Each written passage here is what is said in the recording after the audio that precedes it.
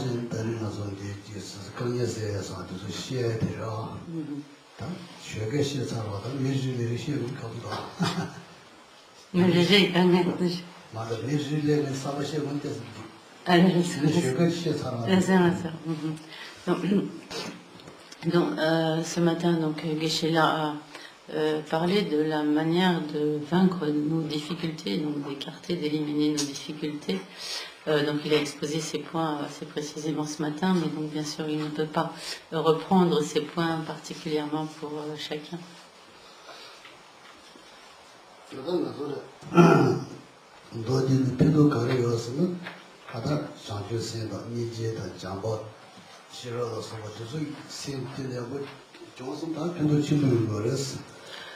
Et donc, en bref, ce qui nous est véritablement utile et profitable, ce dont nous tirerons vraiment un très grand bénéfice, c'est du développement de l'amour, de la compassion, de l'esprit d'éveil et de la sagesse. Donc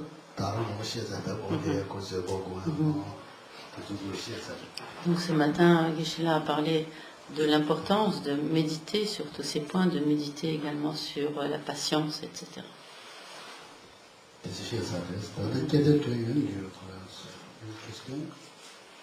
Donc, si vous avez des questions, vous pouvez les poser. Est-ce que vous avez des questions?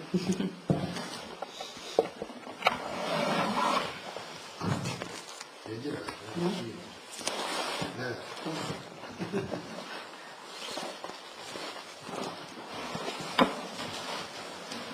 Ça, il ne faut pas y aller.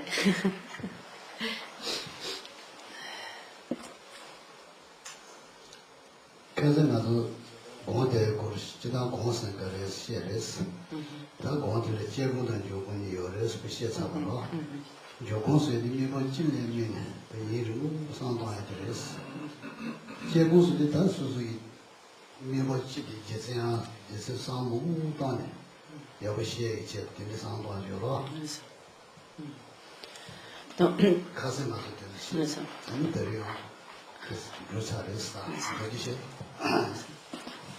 Geshe-la hier a parlé donc de la méditation. Il a expliqué notamment ce en quoi consiste la méditation de concentration et la méditation analytique. Donc il a expliqué qu'à propos de la méditation de concentration, que celle-ci consiste donc à prendre un objet pour objet de la méditation et donc à fixer son esprit sur cet objet de manière à ce que cet objet devienne de plus en plus clair et stable donc à l'esprit et en faisant en sorte d'écarter donc toute distraction, toute dispersion de l'esprit. Pour ce qui est de la méditation analytique, donc Geshe-la a expliqué que celle-ci consiste bien sûr à prendre aussi un point de réflexion, un point d'analyse et de réfléchir à toutes les raisons que l'on peut apporter dans le raisonnement, dans l'analyse, pour établir donc une compréhension claire de ce point et acquérir donc vraiment une sorte de certitude à propos de ce point.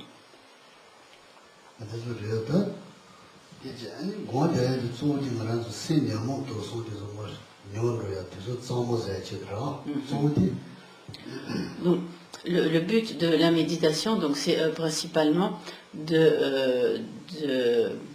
d'écarter, d'éliminer les facteurs perturbateurs de notre esprit, de manière en quelque sorte à purifier notre esprit de tous ces obstacles que sont les facteurs perturbateurs de l'esprit.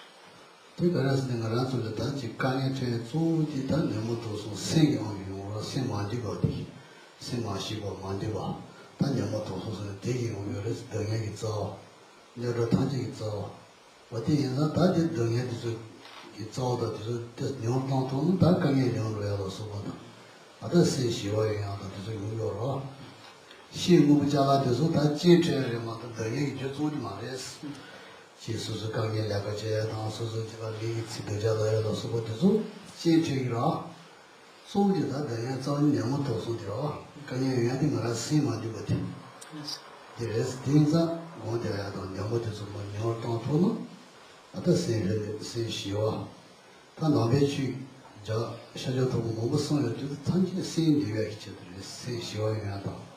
내모도 손에서 점어서야 있다. 대마도 지어요 말했어. 단지 여보도 좀 여행을 강에서 돌아. Donc, comme Gisela l'a expliqué, en fait, ce qui est à la source de tous nos problèmes, de toutes nos difficultés, de toutes nos souffrances, ce sont les facteurs perturbateurs de l'esprit, et en particulier donc les trois poisons de l'esprit, que sont donc le désir attachement, la haine, l'aversion et l'ignorance. Et donc, nos difficultés, nos souffrances, nos problèmes proviennent du fait que notre esprit n'est pas sous contrôle, que nous n'arrivons pas à contrôler notre esprit, que notre esprit n'est pas maîtrisé. Et donc ce qui importe donc, de faire, c'est d'arriver à progressivement acquérir la maîtrise de son esprit, et pour cela il convient de faire régresser les facteurs perturbateurs de l'esprit. Et en fait, tout ce que donc plus nous ferons, il est important de voir aussi que bien sûr il y a des circonstances extérieures qui contribuent à la production de nos problèmes, de nos difficultés, par exemple donc des difficultés dans notre travail, toutes sortes de diverses conditions extérieures, mais en réalité, ce ne sont que des conditions et ce ne sont pas les causes essentielles. Les causes essentielles de toutes nos souffrances, de nos problèmes, il est vraiment important de voir que ce sont en fait les facteurs perturbateurs de notre propre esprit, que ce sont des causes internes à nous-mêmes, et en particulier donc les trois poisons. Par conséquent, si nous arrivons à faire régresser ces facteurs perturbateurs de l'esprit, tout naturellement, nous ferons régresser les causes de nos souffrances et donc les souffrances qui découlent de ces causes. Et dans tous les enseignements que le Bouddha a donnés, tout ce que le Bouddha a énoncé, ce ne sont en fait rien d'autre que des méthodes pour arriver à faire régresser et finalement disparaître, éliminer définitivement tous les facteurs perturbateurs de notre esprit.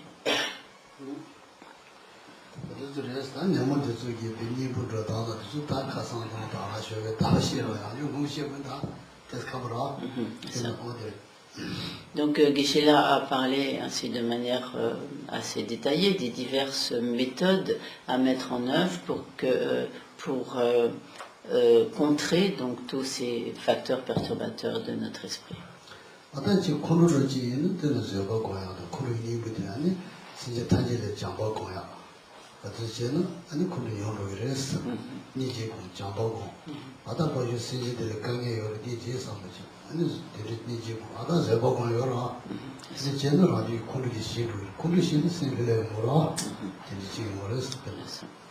Donc par exemple, si nous nous mettons en colère donc après un individu particulier, il conviendra alors de méditer sur la patience, de développer l'amour, la compassion, donc de voir que finalement cet individu qui agit ainsi, il agit ainsi parce qu'il est lui-même donc en grande difficulté.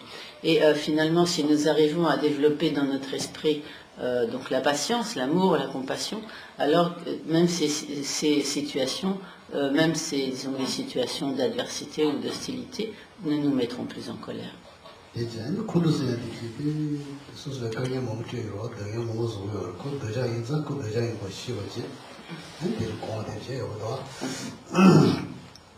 Donc la haine, la colère nous mettent en grande difficulté. Donc il est tout d'abord très important de bien identifier quels sont tous les méfaits de la colère et de la haine, car il est relativement facile de voir que nous ne pouvons pas être heureux lorsque nous sommes haineux ou en colère, mais il est donc très important de voir tous les méfaits de cette haine et de cette colère, et donc d'y appliquer les antidotes appropriés.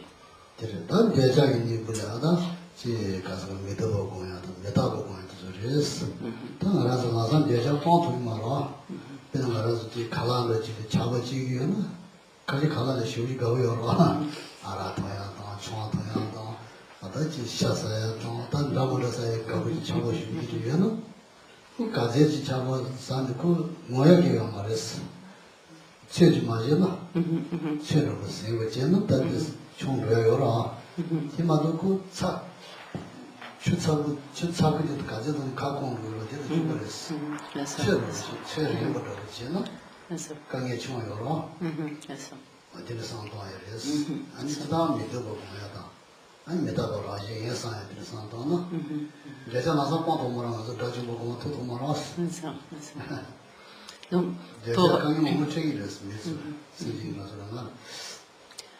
et donc,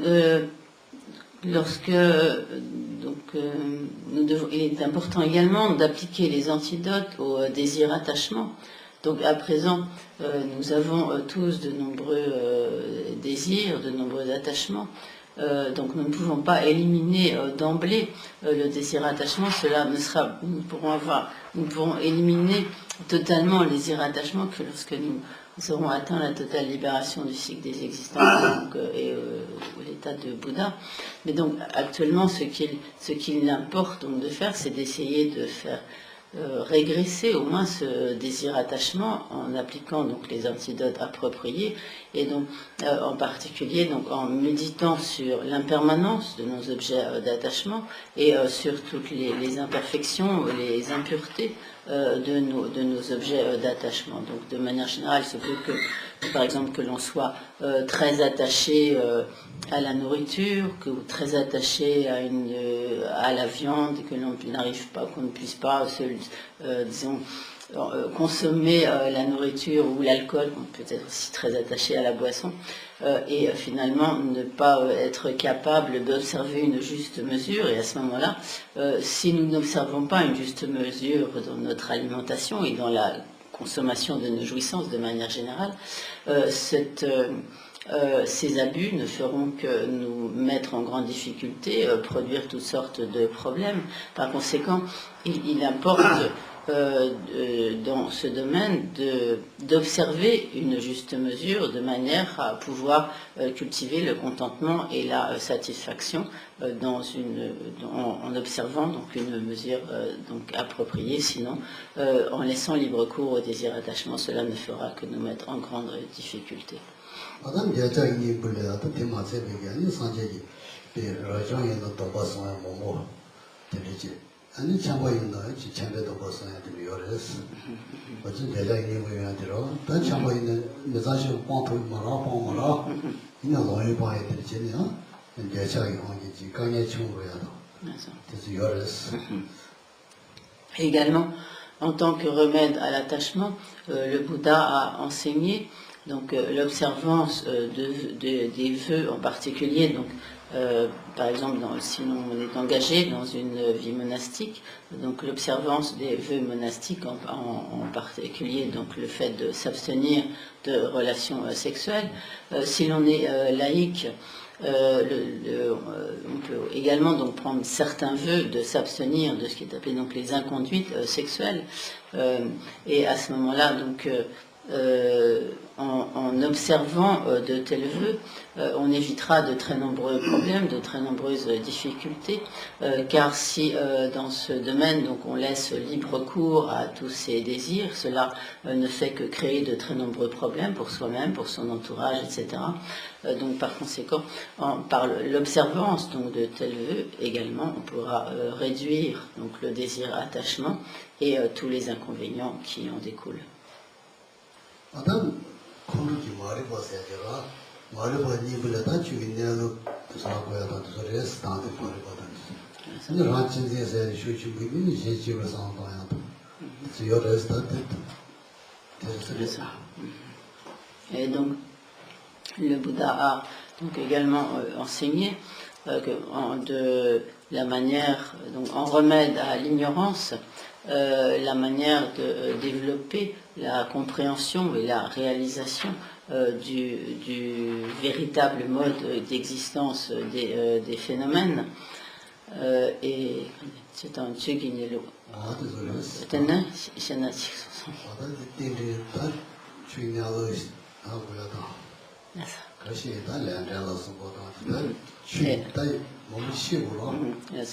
Et donc également, donc, il est important de bien comprendre la nature de la loi de cause à effet des actions. Tout ceci nous permettra de contrer l'ignorance.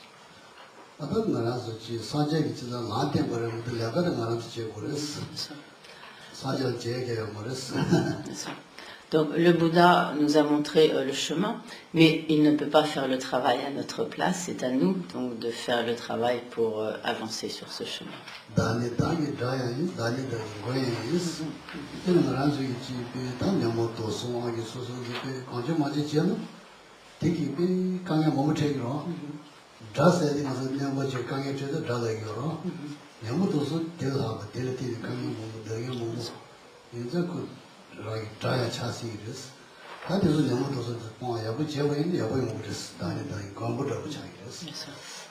Donc comme le Bouddha l'a dit donc lui-même, comme dans ses enseignements, donc je suis mon propre protecteur et je suis mon propre ennemi.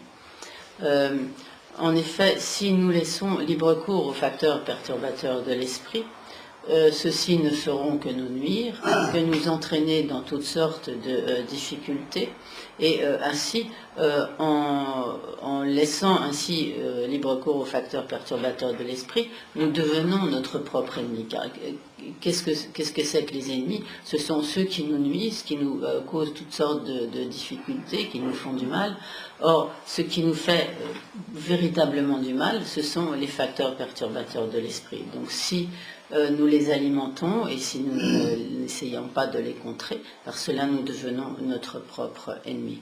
En revanche, si nous mettons en œuvre les moyens qui nous permettent de faire régresser les facteurs perturbateurs de l'esprit, alors nous pourrons faire régresser toutes ces nuisances des facteurs perturbateurs de l'esprit, et de ce fait, nous serons beaucoup plus paisibles, beaucoup plus heureux, et en cela, nous deviendrons ainsi notre propre protecteur.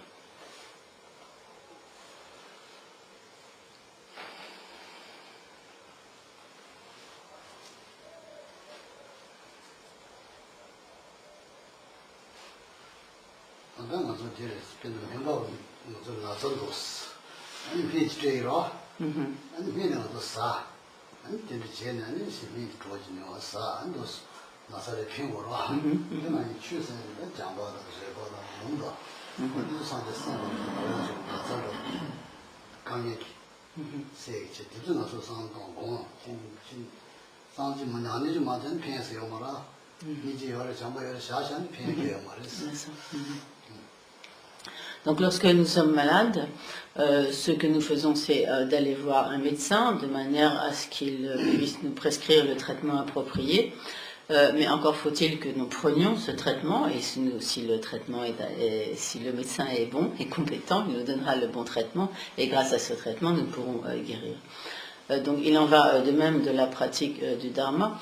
Le Bouddha est comme comparable au médecin qui nous prescrit donc le traitement approprié, mais il ne suffit pas de savoir que le Bouddha a enseigné l'amour, la compassion, etc., d'avoir acquis certaines connaissances. Ces connaissances à elles seules ne suffiront pas si nous n'intégrons pas les réalisations à notre esprit. C'est comme si nous gardons le médicament à côté de nous sans l'absorber, il ne pourra pas être utile pour contrer la maladie.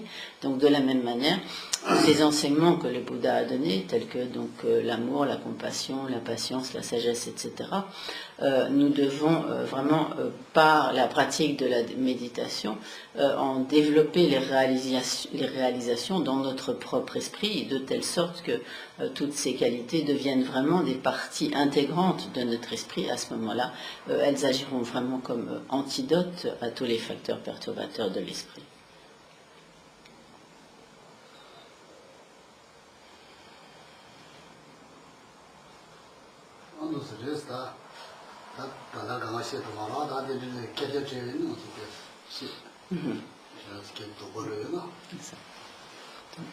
Est-ce que vous avez des questions?